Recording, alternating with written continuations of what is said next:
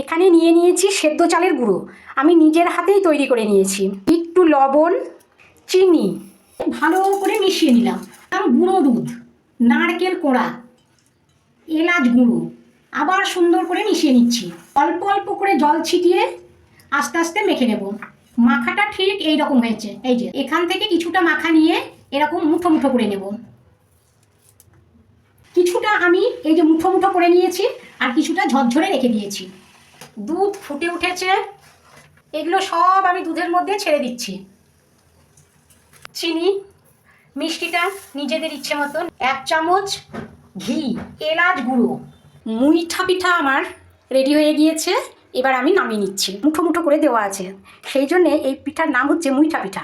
ওপর থেকে ছড়িয়ে দিচ্ছি কাজু কিশমিশ। মুইঠা পিঠা আমার রেডি হয়ে গিয়েছে, ঠান্ডা হলে পরিবেশন করব। আর খেয়ে দেখি কেমন হয়েছে। খুব সুন্দর হয়েছে।